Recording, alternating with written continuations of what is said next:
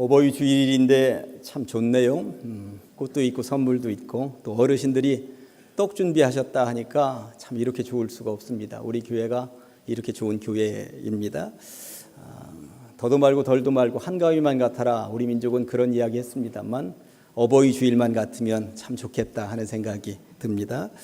지난주는 어린이 주일이었기 때문에 제가 지속적으로 사도행전 가지고 설교하다가 마태복음 잠깐 다녀왔고요. 이제 또 지속적으로 사도행전을 통해서 교회가 어떠한 모양으로 성장하고 자리매김해야 될 것인지 살펴보도록 하겠습니다.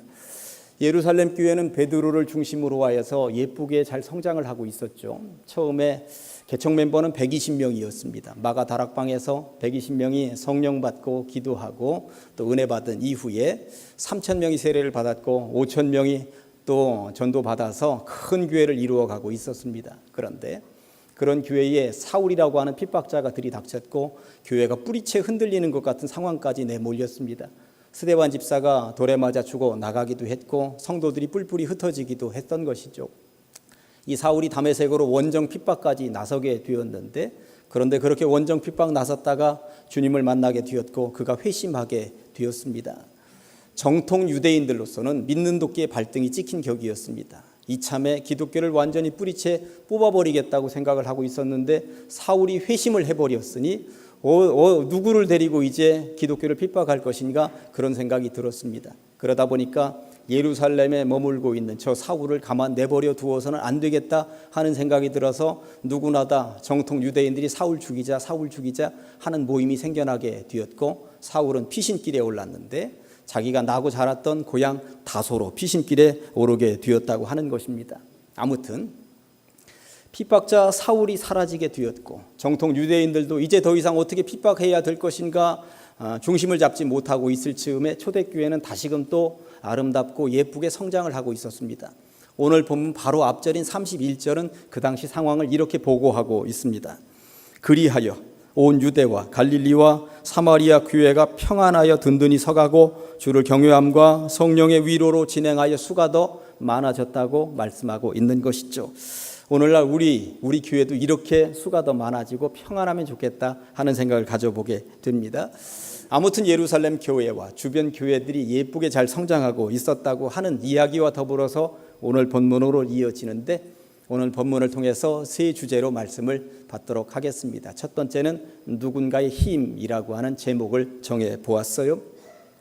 32절 말씀이 이렇게 되어 있습니다. 그때에 베드로가 사방으로 두루 다니다가 루다라고 하는 도시에 사는 성도들에게도 내려갔다고 말씀하고 있고요.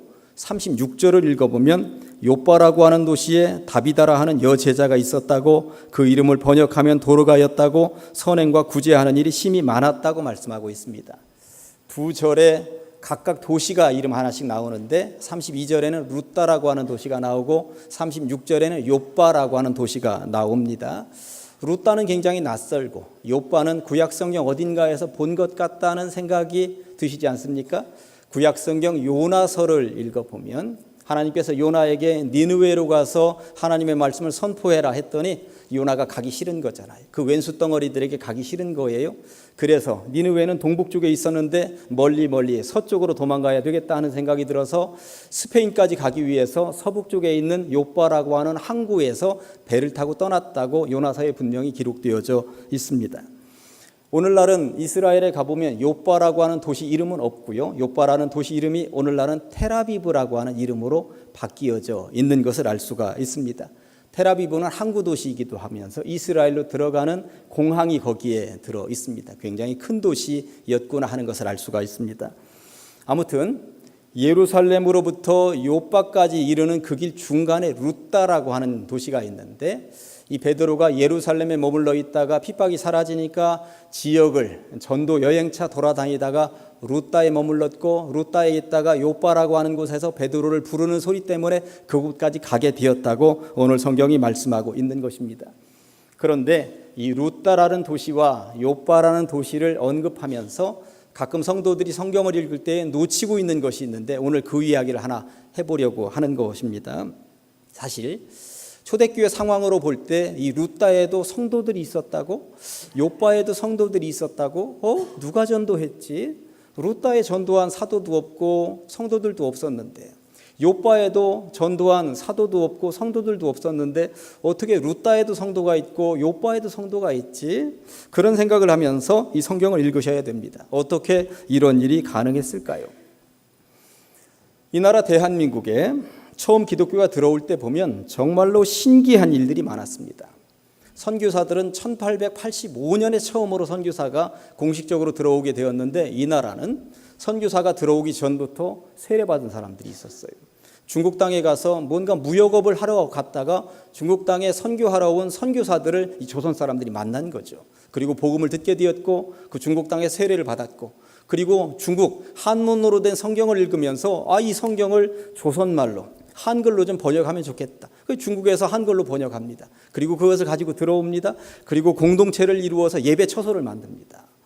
그러니 선교사가 오기 전부터 세례받은 사람, 그리고 성경을 우리말로 번역한 나라, 그리고 예배 처소를 만든 나라, 전 세계의 유래를 찾아볼 수 없는 나라가 이 나라예요.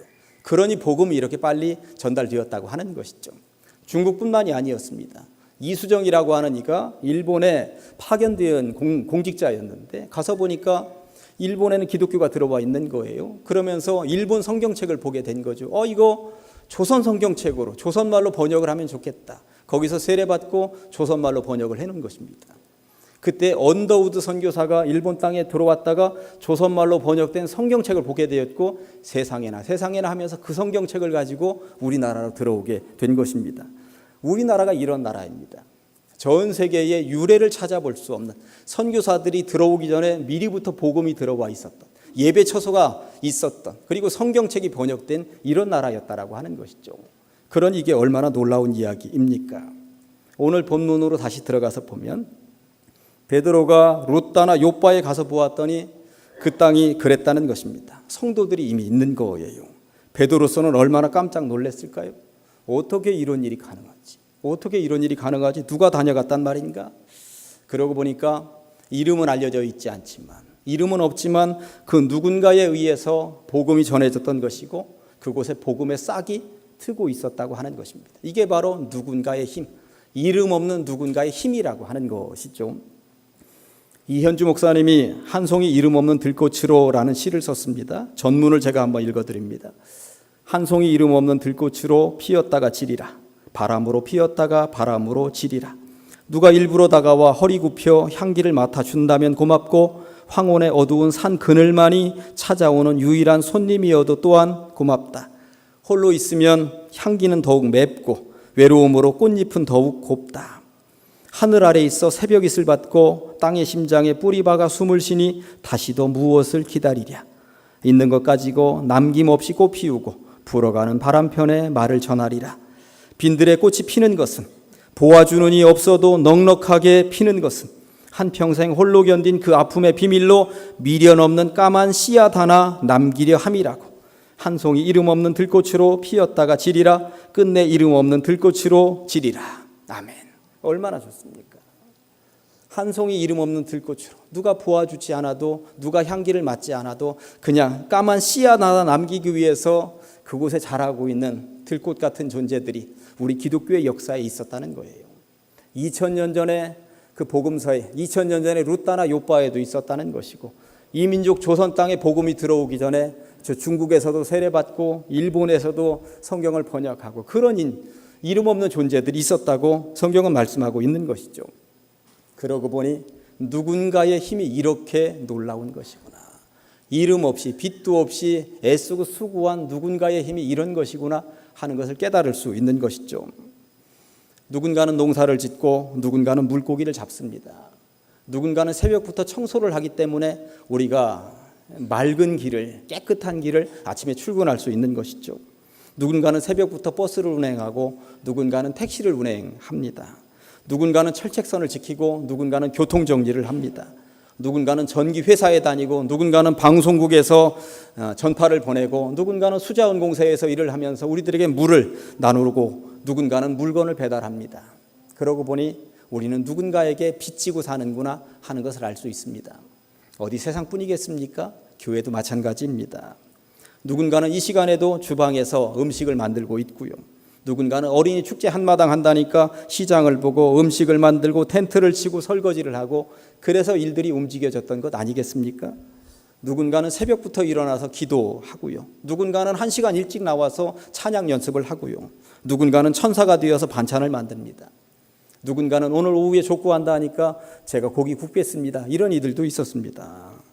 그리고 이렇게 누군가는 어르신들을 위해서 지문이 지워지도록 꽃을 만들고 그랬다고 하는 것입니다. 저처럼 이렇게 드러나서 일을 하는 사람들도 있지만 한 송이 이름 없는 들꽃처럼 숨어서 그렇게 봉사하는 이들이 있어서 이 교회가 아름답게 자리매김하고 있는 줄로 믿습니다. 그러고 보니 이 자리에 있는 여러분들은 전부 다 누군가입니다. 그러나 누군가의 힘들이 모여서 우리 교회가 이렇게 아름답게 자리매김하고 있는 줄로 믿습니다. 한 송이 이름 없는 들꽃처럼 누가 알아주지 않아도 주님 한 분 내 이름 알아주시니 나는 주님께 헌신하며 봉사한다는 생각을 가지고 그렇게 늘 일꾼이 되시기를 주님의 이름으로 간절히 축원합니다. 두 번째, 버팀목이 되어서 베드로가 그렇게 루다에 머물고 있는 동안 요빠라는 항구 도시에서 큰 일이 생겼다고 베드로를 급하게 좀 모셔오라고 하는 전갈이 온 거예요. 그런데 무슨 일입니까? 다비다라고 하는 여제자가 죽었다고 하는 것이죠. 그러면서 다비다에 대한 소개를 36절과 37절에 이렇게 하고 있습니다. 요빠에 다비다라 하는 여제자가 있으니 그 이름을 번역하면 도르가라. 선행과 구제하는 일이 심히 많더니 그때에 병들어 죽음에 시체를 씻어 다락에 누였다고 말씀하고 있는 거예요. 선행도 많았고 구제하는 일도 많았고 지금은 죽어서 장례 절차를 밟고 있다고. 그런데 어떤 선행과 구제를 했는가? 뒷부분을 자세히 읽어보았더니 홀로 사는 여인들에게 겉옷도 만들어주고 속옷도 만들어 주었다고. 그러다 보니까 이 다비다가 죽었다는 소식에 그들이 꺼이꺼이 울면서 우리를 이렇게 돌보았는데 우리를 이렇게 사랑으로 품었는데 저 다비다가 죽다니 하면서 안타까워했다라고 하는 것입니다. 그러고 보니 우리는 누구나 다 누군가의 도움을 받으면서 살아갑니다. 어릴 때 자랄 때 부모님의 도움 없이 여기까지 온 사람이 누가 있겠습니까? 부모는 우리가 기댈 언덕이 되어 주었고요. 우리에게 버팀목이 되어 주었습니다. 어디 부모뿐이겠습니까? 학교 선생님들, 인생의 선배들, 또 교회에서는 교회학교 교사로 일하셨던 선생님들, 장로님들, 권사님들 하나같이 우리가 기댈 언덕이었고 우리의 버팀목들이 되어 주셨다고 하는 것입니다. 저는 저의 기도하는 어머니 늘 기댈 언덕이었고 버팀목이 되어 주셨다라고 하는 것 잊을 수가 없습니다. 그분의 기도가 아니었다면 오늘의 저는 존재할 수 없다고 어디 가서든지 저는 이야기할 수 있습니다. 어머니는 벌써 10년 전에 떠나셨는데 아직도 제가 기댈 언덕이고 저에게는 버팀목이 되어주고 계시다라고 하는 것입니다. 살아 계실 때도 그랬거니와 이미 숨을 거두셔서 하늘나라 백성이 되셔서 저 하늘에 올라가신 지금도 버팀목이 되어주고 있구나라고 하는 것을 저는 인정합니다. 복효근이라고 하는 시인이 버팀목에 대하여 이런 시를 썼는데 태풍에 쓰러진 나무를 고쳐 심고 강목으로 버팀목을 세웠습니다. 산나무가 죽은 나무에 기대어 섰습니다. 그렇듯 얼마간 죽음에 비친 채 삶은 싹이 트고 다시 잔뿌리를 내립니다. 꽃을 피우고 꽃잎 몇 개 뿌려주기도 하지만 버팀목은 이윽고 사가 없어지고 큰 바람 불어와도 나무는 눕지 않습니다. 내가 허위허위 길 가다가 만져보면 죽은 아버지가 버팀목으로 만져지고 사라진 이웃들도 만져집니다. 언젠가 누군가의 버팀목이 되기 위하여 나는 싹 틔우고 꽃 피우며 살아가는지도 모릅니다. 다비다가 홀로 된 여인들의 버팀목이 되어주고 기댈 언덕이 되어줬다는 말씀을 묵상하면서 보니까 저에게도 기댈 언덕들이 참 많이 있었구나. 내가 어떻게든 설 수 있도록 버팀목이 되어준 존재들이 참 많이 있었구나 하면서 묵상을 하는데 이미 제 목회 영역과 함께 있다가 먼저 가신 장로님들이 하나하나 떠오르는 거예요. 김광현 장로님도 버팀목이 되어주셨고 최장원 장로님도 버팀목이 되어주셨고 이양규 장로님도 버팀목이 되어주셨고 노군내 장로님도 버팀목이 되어주셨는데 그분들은 살아계실 때도 버팀목이었지만 이미 하늘나라로 떠나신 지금도 여전히 버팀목이구나. 그분들 그러고 보니 산나무가 죽은 나무에 기대어 산다라고 하는 말이 무슨 의미인가? 제대로 깨닫게 되는구나. 우리는 지금 살아있지만 이미 먼저 하늘나라 가신 그분들의 기대여서 아직도 우리가 존재하고 있는 것이구나 하는 생각이 드는 것입니다. 2000년 전 다비다는 홀로 된 여인들의 버팀목이 되었다고 말씀하고 있습니다. 이제는 우리 차례입니다. 아이들이, 아까 찬양하고 돌아간 우리 아이들이 우리를 기댈 수 있도록, 우리를 버팀목 삼아서 자라갈 수 있도록, 신앙의 후진 청년들이 우리를 기대고 우리에게 버티고 버텨서 자라갈 수 있도록 우리가 버팀목이 되어야 되지 않겠습니까? 우리 교회가, 우리 성도들이 부디 비옵기는 버팀목이 되고 기댈 언덕이 되어서 신앙의 후진들을 잘 떠받치고 갈 수 있기를, 그들을 살려낼 수 있으시기를 주님의 이름으로 간절히 축원합니다. 마지막 세 번째 하나만 더 말씀을 드려볼까요? 오늘날의 베드로가 되어입니다. 최근에 저는 이 땅에 다녀간 선교사들과 관련된 책들을 여러 접하게 되었어요. 장로교 선교사였던 언더우드가 이 땅을 다녀갈 때가 1885년 4월 5일 부활주일이었어요. 그러고 보니 올해가 공식적인 첫 선교사가 들어온 지 134년째가 되는 해이구나 하는 것도 알게 되었죠. 상식적으로 성탄절은 12월 25일 아주 못 박혀 있는데, 여러분들 부활주일은 3월 말에도 오고 4월 중순까지 왔다 갔다 하는 것 아세요? 왜 그렇게 왔다 갔다 하는지? 설교 마무리하면서 상식적인 거 하나만 말씀을 드리고 지나가도록 하겠습니다. 성탄절은 양력으로 지키는데 부활절은 음력으로 지켜요. 옛날 이스라엘은 양력으로 달력을 가지고 있었어요. 그런데 바벨론에 나라가 망하고 70년 동안 바벨론의 포로로 잡혀가 있었죠. 그런데 바벨론의 포로로 잡혀가 보니까 바벨론은 음력을 사용하는 거예요. 그러다 보니까 남의 나라 포로로 잡혀가 있으니까 음력을 쓸 수밖에 없었죠.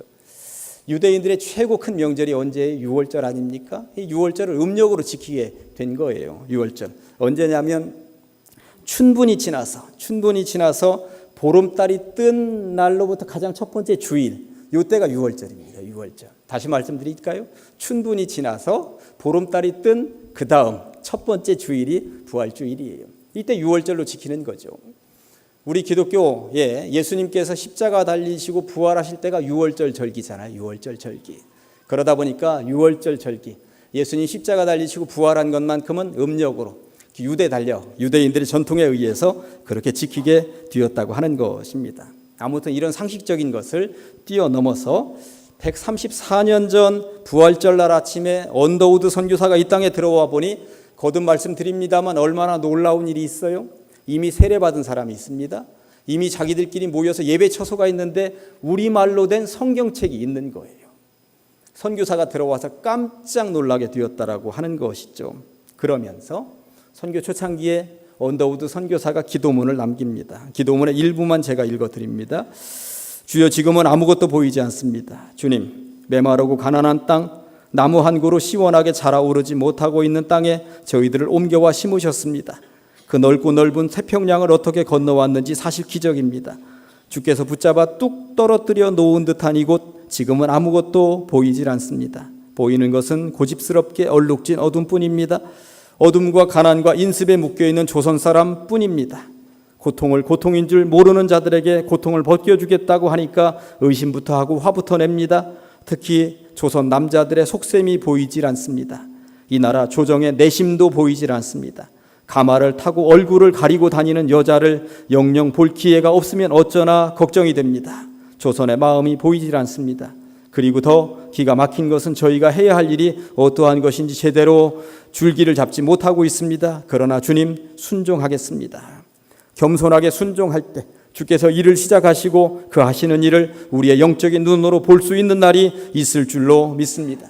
믿음은 바라는 것들의 실상이요 보이지 않는 것들의 증거라는 말씀을 따라 조선의 믿음의 앞날을 볼 수 있게 될 줄로 믿습니다 하면서 기도문을 계속 써내려 갔는데, 이 기도문은 선교 초창기인 1885년 첫 해부터 1년쯤 지난 1886년까지 조선 땅을 바라보면서 어떻게 해야 될 것인가 절망 가운데 써나갔던 것인데, 그래도 와보니까 이 땅에 이미 세례받고, 그리고 언더우드의 선교를 옆에서 돕는 사람들이 나타났고, 이미 남들의 손에 의해서 누군가의 손에 의해서 번역되어서 들어온 쪽복음들이 있는 것 보면서 언더우드가 힘을 낸 것이죠.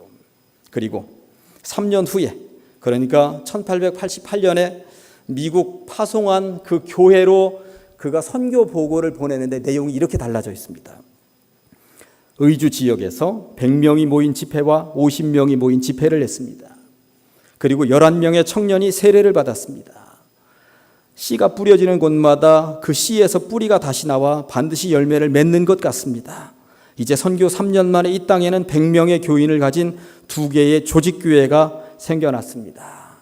2개의 조직교회는 하나는 황해도에 있는 소래교회이고 또 하나는 서울에 있는 세문안교회입니다.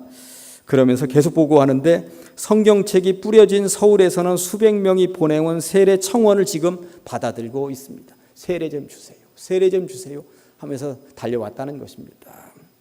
언더우드는 나중에 선교 보고하면서 이 땅에서 이렇게 선교가 처음에는 막막했지만 빠르게 전개될 수 있었던 것은 그 누군가가 미리 세례받고 그 누군가가 미리 성경을 이렇게 번역해놓고 그리고 자기들끼리 예배 처소를 만들어서 서로 사랑하고 도우면서 있었기 때문에 이런 공동체로 미리 준비되어 있었기 때문에 이렇게 복음화가 빨랐다라고 그는 보고를 하고 있다라고 하는 것입니다.